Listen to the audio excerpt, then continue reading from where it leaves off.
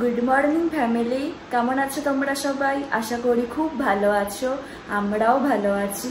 और आज के 23 जुलाई मंगलवार आमी एखन ओखाने आजके रान्ना करे दिচ্ছি अनिर्बाणके रुटी रुटी हये गेছে और बोललो छोलार घुगनी निये जाबे तो ओटाई आर कि बानाচ্ছি।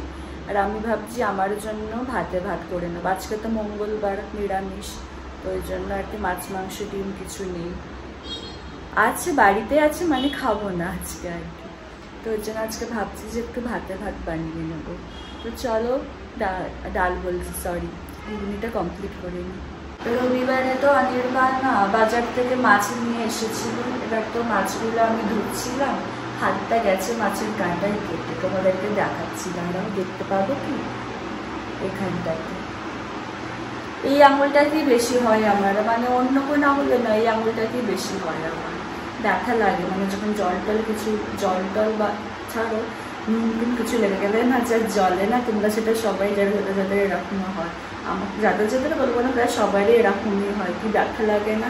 কালকে বৃষ্টির জন্য তো জামা কাপড়গুলো সব তুলে নিয়েছিলাম, তো আজকে সকালবেলা আবার দেখা হয়েছে ওখানে দিয়ে দিয়েছি, রোদ বেরোচ্ছে শুকিয়ে যাবে না তো একটা বাজে গন্ধ বেরোয় না নিচে থাকলে।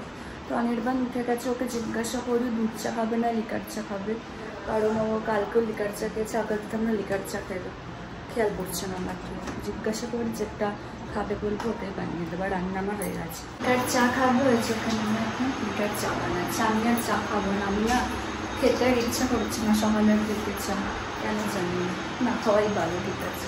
তো লিকার চা খাবো তো বানাইতে দিয়ে বলছি বানিয়ে দিয়ে মাঝে মাঝে আবার কথাবার্তার এমন ছিঁড়ি থাকে না, মানে কী বলতে কী বলে ফেলি কী বলবো। ও অনেকক্ষণ আগে অফিসে বেরিয়ে গেছে, অফিসে বেরিয়ে যাওয়ার পরে আমি এক্সারসাইজ করে নিয়েছি, ব্রেকফাস্ট হয়ে গেছে, আজকে আমরা স্মুদি খেয়েছি, তো দেখি একটু পরে স্নানেতে যাবো।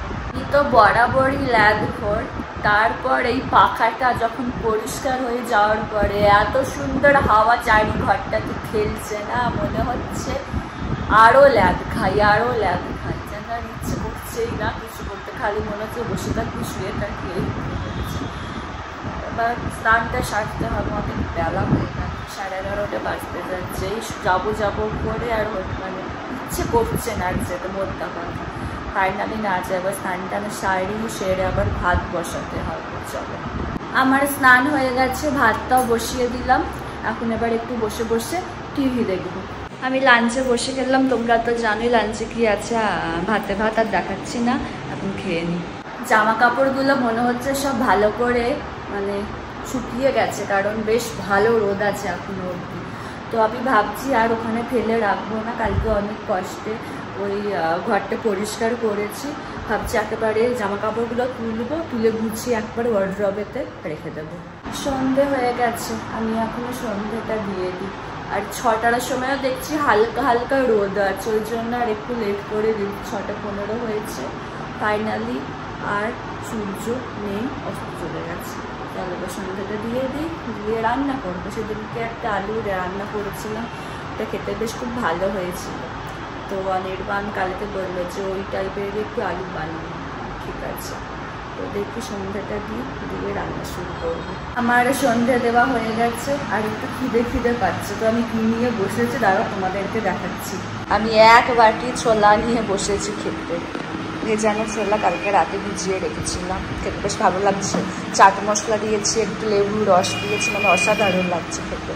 আমার রান্না কমপ্লিট হয়ে গেছে, আর আমি কালো জামাটা তো পরেছিলাম, এত পরিমাণে গরম পড়ছিল মানে থাকা যাচ্ছিল না, ওই জন্য আমি আবার ওই জামাটা চেঞ্জ করে স্লিভলেসটা পরলাম, পরে একটু আরাম লাগছে। এত অসহ্যকর গরম না, মানে কি বলবো তোমাদেরকে, দেখাচ্ছিল তো বৃষ্টি হবে কিন্তু বৃষ্টির কোনো নাম চিহ্ন কিচ্ছু না। তো রান্নাটা আমার সব হয়ে গেছে, এখন যা করি আর কিন্তু বসে টিভি দেখবো। এখন অনেকক্ষণ আগে অফিস থেকে এসে গেছে, আমরা এই যে লাঞ্চে বলছি ডিনারে বসে গেছি, আমাদের এইমাত্র ডিনার হলো। তাহলে আজকের ব্লগটা এখানে শেষ করছি, যদি আমার ভিডিওর কিছুটা হলেও তোমাদের ভালো লেগে থাকে তাহলে অবশ্যই তোমরা আমার চ্যানেলটাকে সাবস্ক্রাইব করো, আর আমার ভিডিওগুলোকে লাইক কমেন্ট আর শেয়ার করো, আর ডেসক্রিপশন বক্সে আমার ইনস্টাগ্রাম আর ফেসবুক লিঙ্ক দেওয়া থাকলো, তোমরা ওখানে আমাকে ফলো করতে পারো। তোমাদের সাথে আবার নেক্সট ব্লগে দেখা হচ্ছে। আরে যা ঝাল করেছিলাম তো পুরো পেটটা আমার জ্বলছে এখন দিতে পারবে।